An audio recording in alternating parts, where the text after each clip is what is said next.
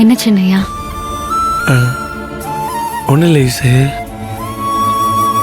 நீ நான் தீக்குச்சி 3 பேருமே பசங்க கிரிக்கெட் விளையாடுறப்போ பந்து வந்த விஷயத்த அம்மா கிட்ட சொல்லவே இல்லை. ஆனால் என் முகத்தை பார்த்து அம்மா ஏதோ பிரச்சனைன்னு அவங்களுக்கே எப்படி புரிஞ்சுது? அதுவா, நான் அவ்வளோ சொல்லியும் வாயை வச்சுட்டு சும்மா இல்லாம அத்தை கிட்ட பசங்க கிரிக்கெட் ஆடிட்டு இருந்தாங்கன்னு உளர்னீங்கல்ல, அத கேட்டதும் அத்தை பயந்து போய் கஞ்சவா இருக்கிறவங்க கிரிக்கெட் விளையாடுற இடத்துல எல்லாம் போய் நிக்க கூடாது, அடிபட்டுறோன்னு பொதுவா சொன்னாங்க. ஓஹோ, அப்படியா? அப்படியாவா?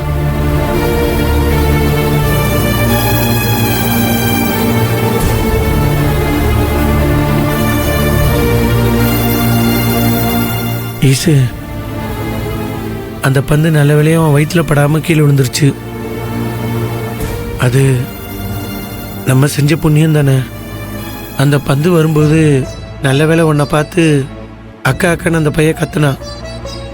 அதை கேட்டதுனால தான் என்னால் ஓடி வந்து அந்த பந்தை தட்டி விட்டு உன்னை காப்பாற்ற முடிஞ்சுது. இல்லைனா என்ன இருக்குன்னு ஒவ்வொரு நிமிஷமும் அதை நினச்சி பார்க்கும்போது எனக்கு வயிற்றில் இருக்கிற நம்ம குழந்தைங்க எனக்கு அதை நினைக்கும் போது ரொம்ப உடம்புலாம் அப்படி நடுங்குது ஈசு.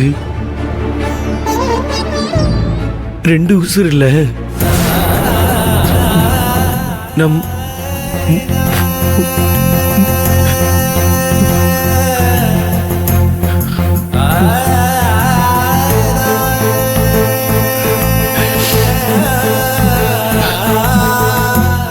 ரெண்டு உசுறு இல்ல சின்னையா, 4 உசுறு.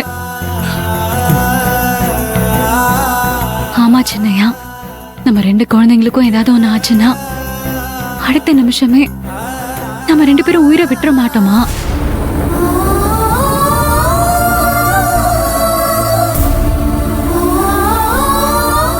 ஆமா ஈசு.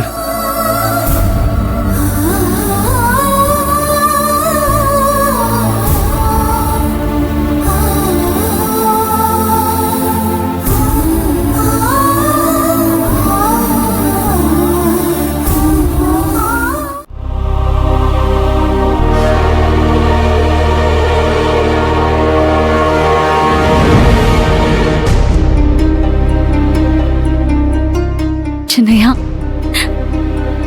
பந்த கேட்ச் புடிச்சு நீங்க கீழே விழுந்தத இப்ப நினைச்சு பார்த்தாலும் எனக்கு மனசு நடங்குது, உடம்பே உதறல் எடுக்குது சின்னையா.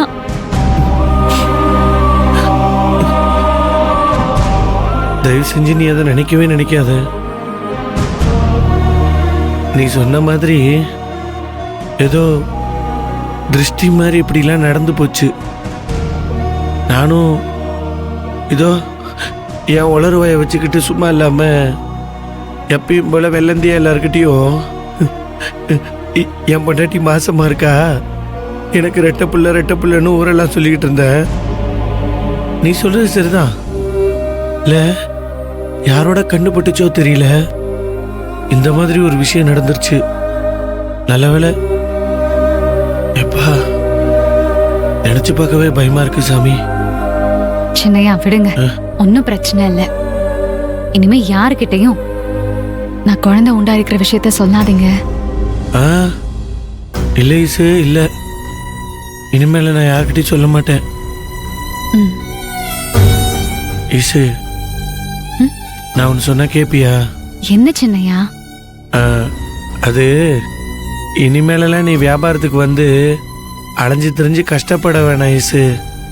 நீ வீட்லயே இருந்துக்க, நானும் திக்குச்சியும் வியாபாரம் பண்ணிட்டு வந்துடுறோம். என்ன சொல்ற? சரியா? சின்னையா, இது நம்ம எதிர்பார்க்காம ஆக்சிடென்டெல்லாம் நடந்த ஒரு விஷயம். இனிமே இந்த மாதிரி பசங்க விளையாடுற இடத்துக்கு பக்கத்துல நம்ம போகாம நாம கவனமா இருக்க வேண்டியதான். அதுக்காக வீட்டுக்குள்ளேயே நான் அடைஞ்சிருக்க முடியுமா? ஆமா, நீ அடைஞ்சு கிடக்குறதுல எனக்கு ஆசை பாரு. ஏன் ஈசு, நான் சொல்றதையே நீ புரிஞ்சுக்க மாட்டேங்கிற இந்த விஷயத்துல. நான் புரிஞ்சுக்காம இல்ல சின்னையா, என் புருஷன் கூட எப்பவும் இப்படியே இருக்கணும்னு ஆசை. அப்படியா?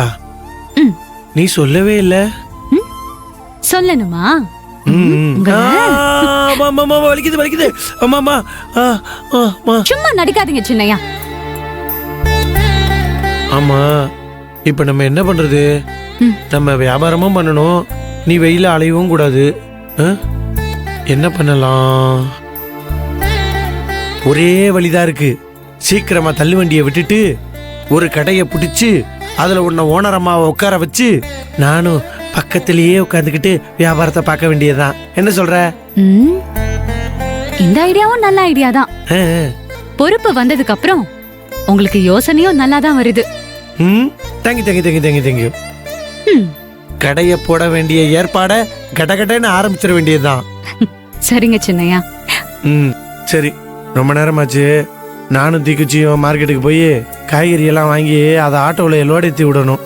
போட்டுமா? போணுமா? வேடாமா? ஐயோ போங்க. துணைக்கு இருக்கலாம். சரி சரி, வேற பிள்ளைங்களை பத்திரமா பாத்துக்க. வந்துடுறேன்.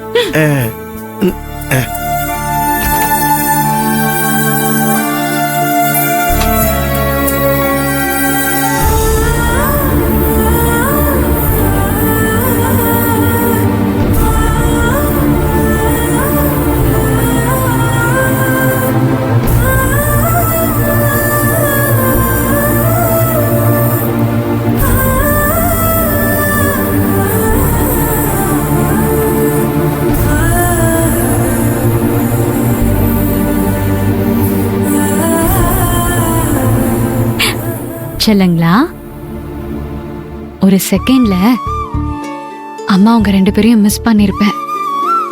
நல்ல வேலையா உங்க அப்பா காப்பாத்திட்டாரு. இனிமே நான் ரொம்ப ரொம்ப கவனமா இருப்பேன். இப்ப நடந்த தப்புக்காக 2 பேரும் அம்மாவை மன்னிச்சிருங்க.